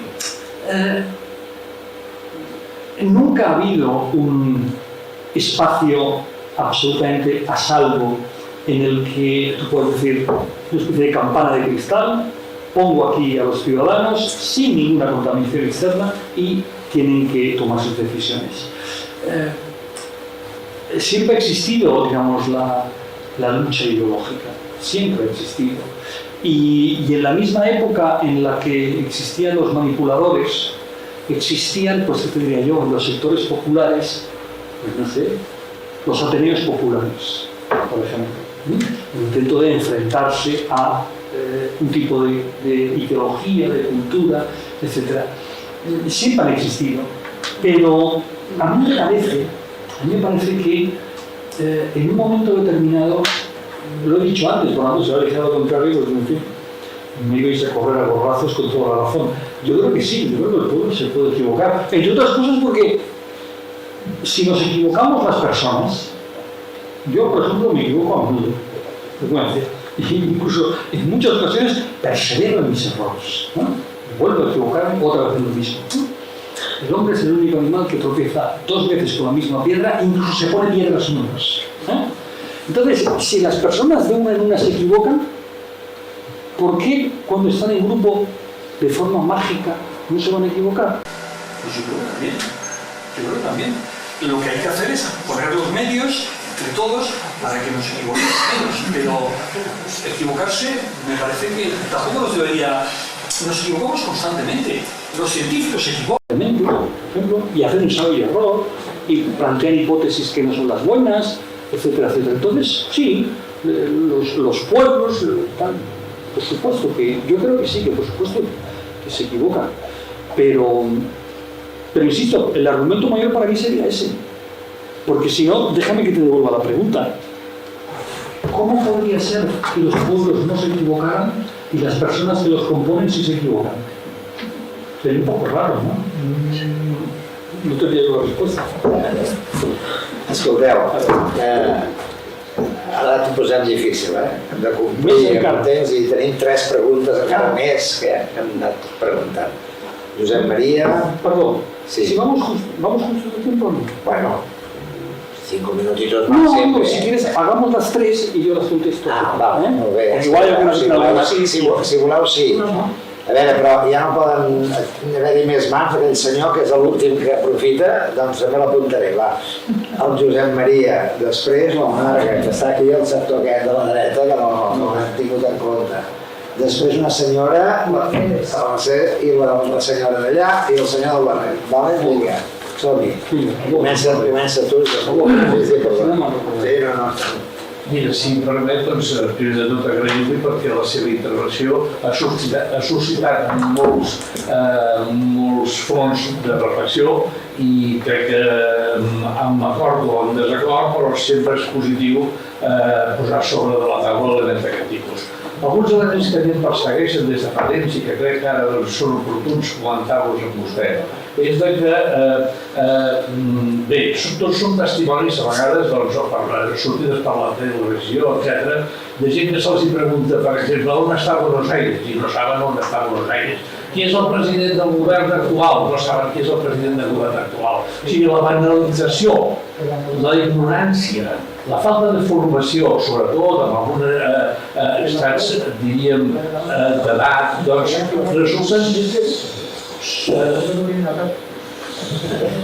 resulten una miqueta inquietants i sí, considerant que el seu vot té el mateix pes específic que la d'una persona, doncs amb un sentit social, amb un nivell informatiu i amb un pensament crític, segurament la democràcia té una desviació degut a la falta de criteri per part de... I no seria possible, doncs, què sé jo, i ara estic marcant una utopia per si no en teníem.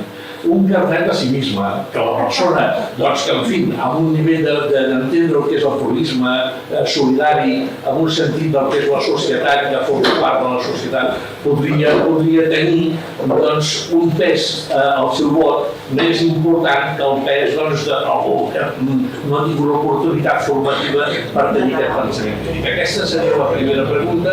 La segona és, els símbols són importants o no? Perquè penso que vostè, tal com ha assenyalat, és com si els símbols no tinguessin la categoria que jo penso que els humans ens belluguem molt pels símbols. O sigui, els arguments i la racionalitat és molt important, però primordialment, equivocats o no, ens belluguem molt per símbols, no? L'altre és la unitat de la pàtria és menys o igual important que la democràcia. I aquí ja ho deixo jo. Sí, hola, jo volia comentar o preguntar.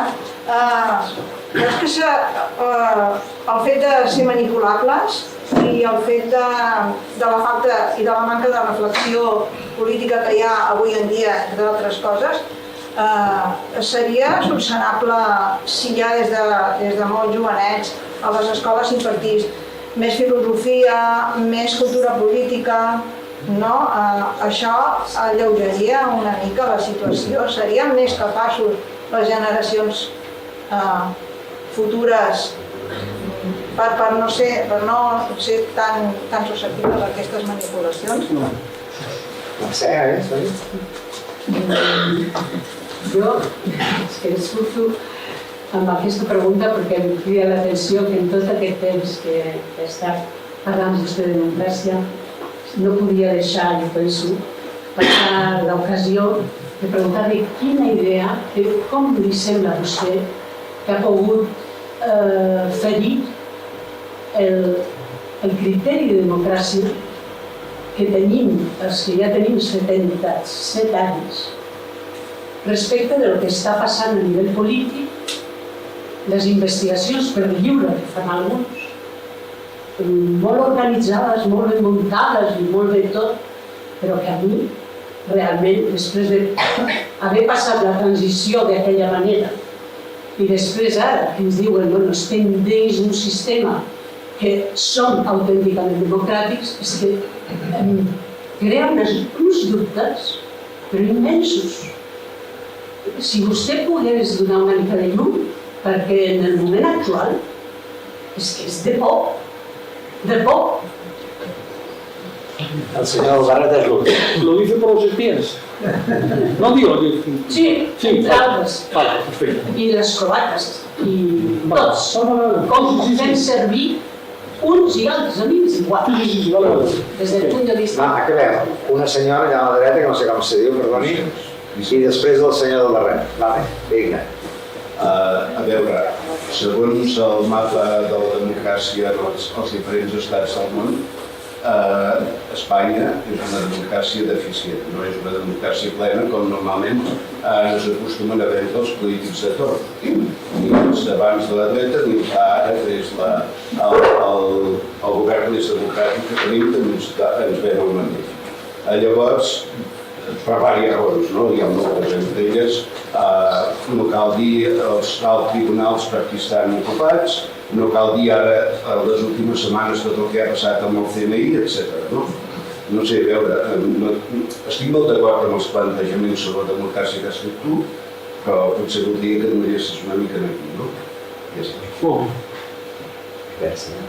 Así yo quería decir que estoy de acuerdo en casi todo lo que se ha dicho sobre la evolución que ha tomado y que se vive en él. Pero, por ejemplo, en los viejos tiempos, en cada hospital, en cada colegio, había sus cocineros, cocineras, y el olor que desprendía cuando pasabas por la puerta, eso ha desaparecido. Una cosa. Y otra cosa es, si ahora los que están en la mutua, ingresamos en la mutua, comemos mejor que antes, con el catering, o comíamos mejor antes con la comida que nos hacían los cocineros. Esa es la pregunta. Gracias. Vale. Bueno, vamos a ver. No Y además sí se puede hacer algo, porque yo creo No quiero reunir una pregunta, es decir, evidentemente puede haber cosas en las que por razones objetivas se retrocede. Es decir, no es ninguna fatalidad decir no, en fin, mejoramos inexorablemente. Cosas en las que podemos mejorar, cosas en las que podemos empeorar. Es posible que la evolución económica pueda provocar que en un momento determinado, por poner un ejemplo absolutamente concreto, ¿no? La situación profesional de los médicos que trabajan en las mutuas se deteriora de tal manera, es decir, cobren tan poco por cada visita, que objetivamente la asistencia que conceden a los enfermos empeore. Eso puede ocurrir, claro, por supuesto, eso es una ley inexorable que tenga que mejorar, a mí la mejor o peor, ¿no? Depende de lo que hagamos. Eso es una pregunta que hicieron una vez a Kant. ¿Progresa inexorablemente la humanidad? Y Kant, muy solemnemente, dijo: depende de lo que hagan los hombres. Se quedó tan ancho. Yo, como Kant, ¿no? Bien. I les mujeres.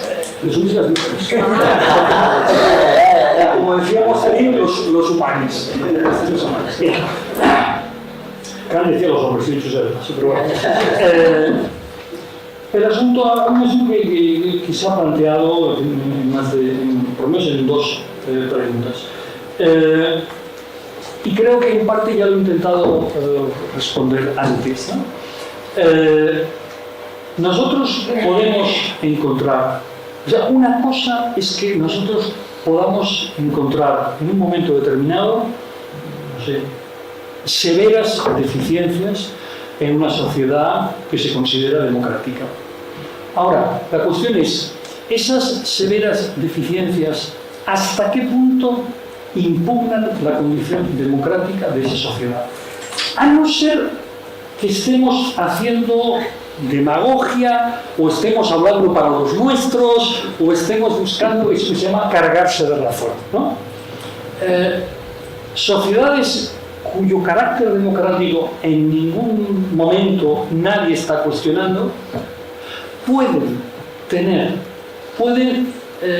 aceptar comportamientos tan aberrantes como la pena de muerte. En Estados Unidos hay estados en los que existe la pena de muerte y a determinados condenados se les ejecuta. Nos parece una aberración. De ahí sacamos la conclusión de que ergo Estados Unidos no es un país democrático. Por ejemplo, cuando gobernaba Obama, no lo leí en ningún sitio. Y nos parece una aberración. En este momento, la Corte Suprema de Estados Unidos o ha dictaminado o va a dictaminar una reforma de la ley del aborto que es un retroceso, por lo menos desde la perspectiva feminista. ¿Deducimos de ahí que Estados Unidos ha dejado de ser democrático? No.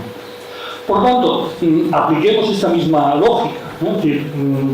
A mí las cloacas del Estado... Bueno, luego está la cuestión de que creo que no debemos hacernos trampas al solitario con las palabras, ¿no? Entonces, muchas veces he dicho... hay términos que son vinculantes y si uno utiliza una determinada expresión ya no tiene más remedio que afirmar algo. Por ejemplo, uno lee el periódico y dice los fondos buitre han presentado una demanda contra Colau. ¿De qué lado te vas a poner? Pues ya no te pones al lado de unos fondos que previamente denominas buitre. Claro, si algo ya le llamas buitre, ya es babutori, no hay más que hablar y ya está, ¿no? Claro, si algo le llamas cloacas del Estado, no parles més, ¿quién va a estar a favor de la cloaca? Nadie, ¿no? No sé, yo no sé nada de los servicios. Bueno, sí sé mucho, sé todo lo que he visto en las películas, he visto mucho, ¿no? De los servicios secretos de los países, no sé, ¿cómo se llama? El MI5, no sé, en Gran Bretaña, o la CIA, o tal. Que no nos gusta, pues con toda seguridad, tenemos constancia de que se han hecho cosas que no nos gustan en absoluto. Esa no es la cuestión. La cuestión es, ¿de ahí deducimos que no hay democracia? ¿O que eso no es democracia? Porque ese es el debate del que estamos hablando. Si el debate es si nos parecen mal las cloacas, las tal, no hace falta debate, estamos todos en contra y ya está. La cuestión es esa, la cuestión es, ¿eso pone en cuestión que un país sea democrático? ¿Las sentencias de un tribunal ponen en cuestión tal? Hombre, depende. Si es sistemáticamente, si por ejemplo España estuviera en el top de los países que en las instancias europeas son criticados por sus sentencias tal, bueno, yo me empezaría a poner nervioso. España no está en el top de los países cuyas sentencias son recurridas ante instancias europeas. Está por ejemplo, Gran Bretaña está por delante nuestro, Bélgica, la que tanto se elogian otros, está por delante nuestro. Bueno, creo que ahí, insisto, si se trata de autoindignarnos, todo vale. Si se trata de ver cómo esto afecta, habría que matizar. Vamos a ver. Hay una cosa, o sea, totalmente de acuerdo con la pregunta. Por decirlo telegráficamente, la frase no es mía, pero la hago mía, ¿no? Cuando alguien me ha preguntado, ¿para qué sirve la filosofía? Entonces yo he hecho mía la frase, una frase ajena, y digo, para que no te engañen.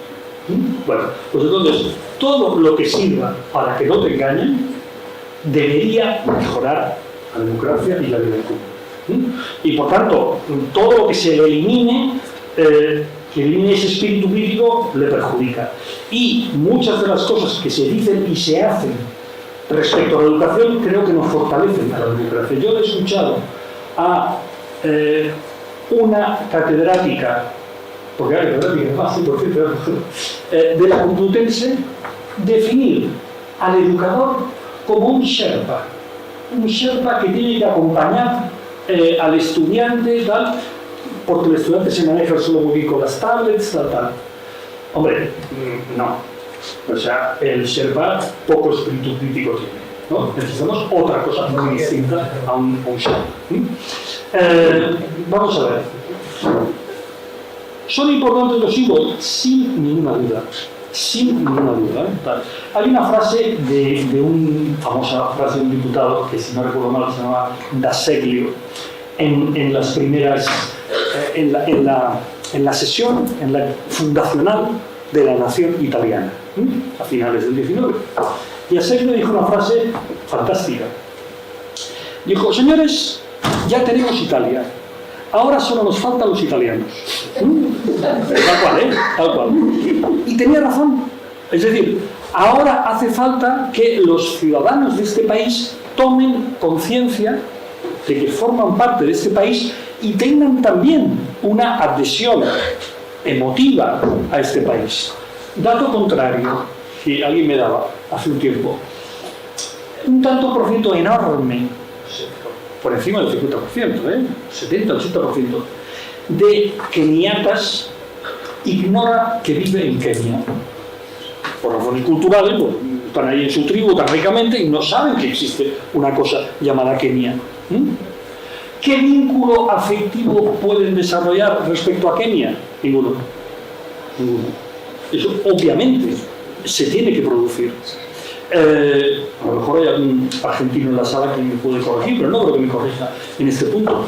Es conocido que, digamos, la argentinización que se produjo en la Argentina a principios del siglo pasado fue una respuesta a la emigración masiva que estaba recibiendo el país. Es decir, que cito de memoria, pero creo que no me equivoco, en los primeros 20 años del siglo XX, Buenos Aires triplicó su población.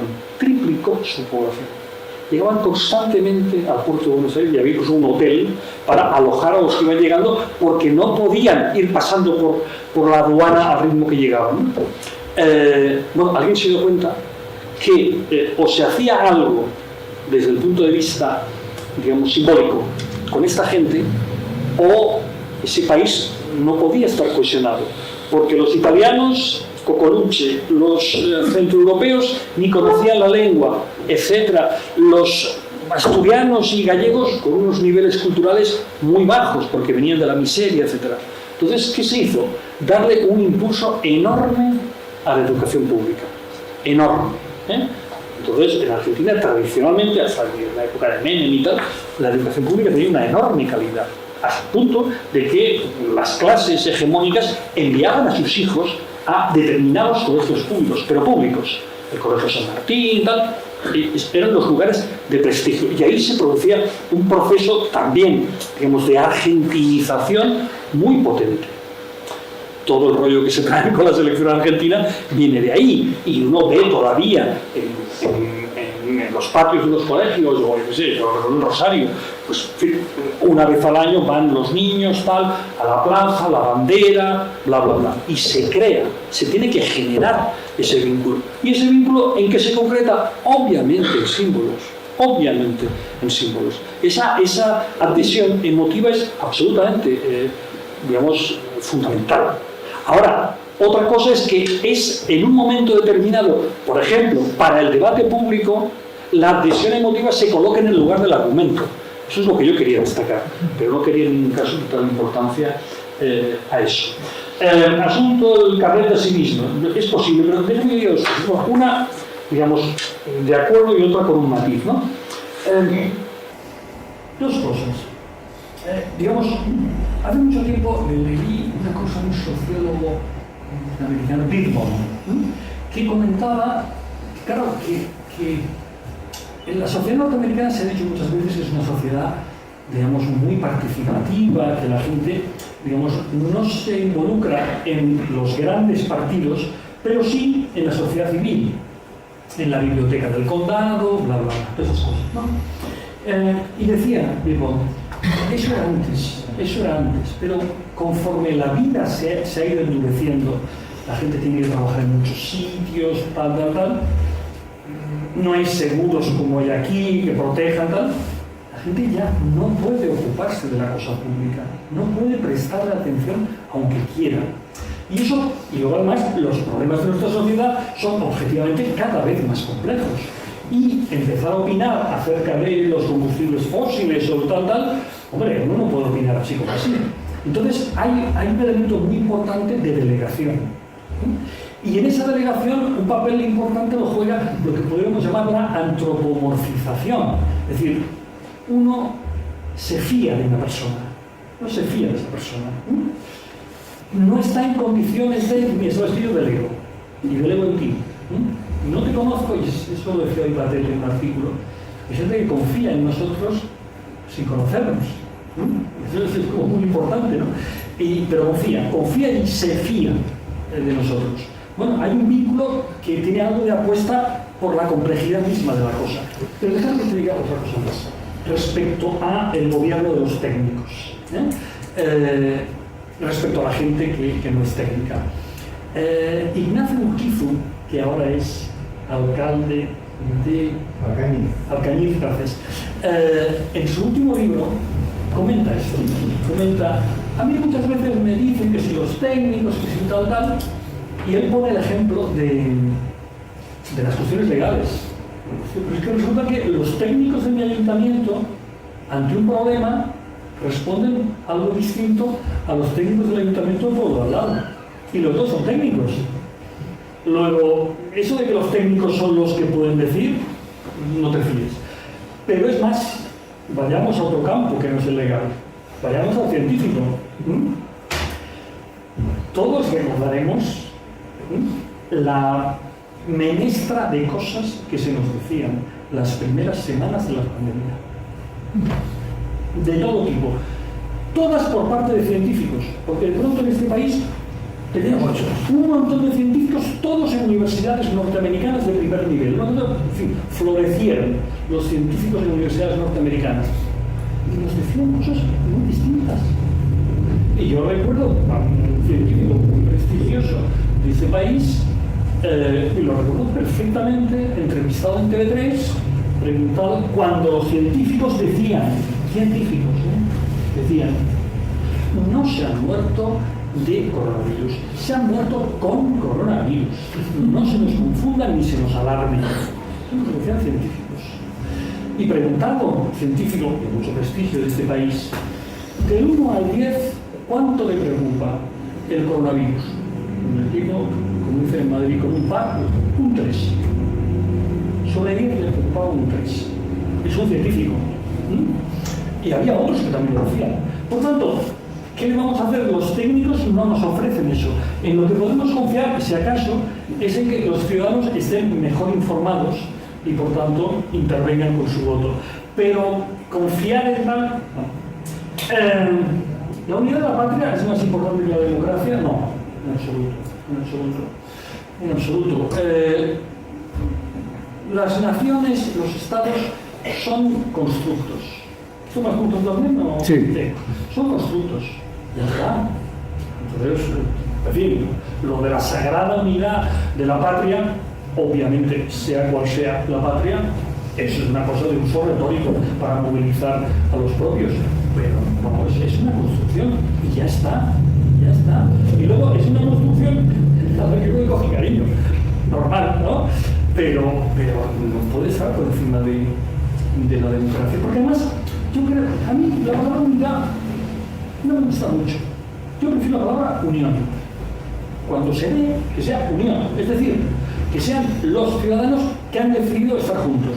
Y ya está, entonces es estupendo. Pero unidad como una cosa preexistente, no hay nada preexistente por los propios ciudadanos, faltaría más.